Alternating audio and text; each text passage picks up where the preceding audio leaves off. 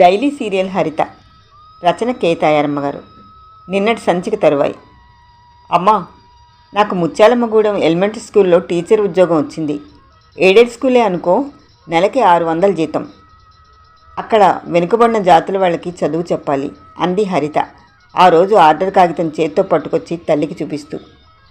ఎందుకమ్మా నువ్వు ఆ మారుమూల పల్లెకి వెళ్ళడం? ఎప్పటికైనా నిన్ను అయ్య చేతిలో పెట్టాల్సిన బాధ్యత మాకుంది కదా అంది తల్లి అనసూయమ్మగారు. ఏమిటమ్మా ఈ మాటలు?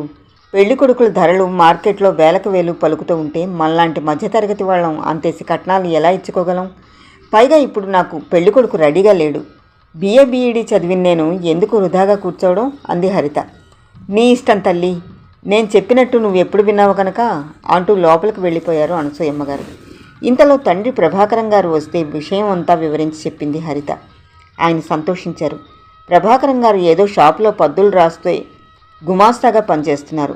ఆయనకి ఒక కొడుకు, 2 కూతుళ్ళు. కొడుకు 10th క్లాస్తోనే ఆపేసి జులాయిలా తయారైనాడు. వాడికి బరువు బాధ్యత 2 లేవు. హరిత చిన్నప్పటి నుంచి బుద్ధిగా ఉండి బాగా చదువుకుంది. తనకి తానే ఎన్నో స్కాలర్షిప్లు సంపాదించుకొని డిగ్రీ కూడా పూర్తి చేసింది. చిన్నపిల్ల సరిత 10th చదువుతోంది. ఈ సమయంలో హరితకు ఉద్యోగం వచ్చిందంటే ఆయనకి సంతోషంగానే ఉంది. ఆ డబ్బు హరిత తనకి ఇచ్చినా ఇవ్వకపోయినా ఆమె కట్నానికైనా ఆమె దాచుకుంటుంది. దాంతో ఏదో తమకి తగిన సంబంధం చూసి పెళ్లి చేయొచ్చు. నాన్నగారు, నేను రేపే గూడెం వెళ్తాను అంది హరిత. అలాగే వెళ్ళమ్మా, కానీ అక్కడ జాగ్రత్తగా ఉండు. అసలే నాగరికత లేని పల్లెటూరు. పోనీ నీకు తోడుగా మీ అమ్మను పంపిద్దామా అంటే, నా ఆరోగ్యం అంతంత మాత్రమే అన్నారు ప్రభాకరం గారు. చిన్న లెదర్ బ్యాగ్లో 4 చీరలు పెట్టుకుని బయలుదేరింది హరిత. అక్కడి వాతావరణం చూసుకుని మిగిలిన సామాన్లు పట్టుకెళ్ళొచ్చు అనుకుంది. శ్రీహరిపురం హెడ్ క్వార్టర్స్లో మేనేజర్కి జాయినింగ్ రిపోర్ట్ ఇచ్చి గూడెం బస్సు ఎక్కింది. 2 గంటలు ప్రయాణం చేసిన తర్వాత ఓ చోట బస్సు ఆగింది. గూడెం వెళ్ళవలసిన వాళ్ళు ఇక్కడ దిగండమ్మా అన్నాడు కండక్టరు. అక్కడ ఊరు లాంటిదేమీ కనిపించలేదు హరితకి. ఎలా వెళ్ళాలి అడిగింది.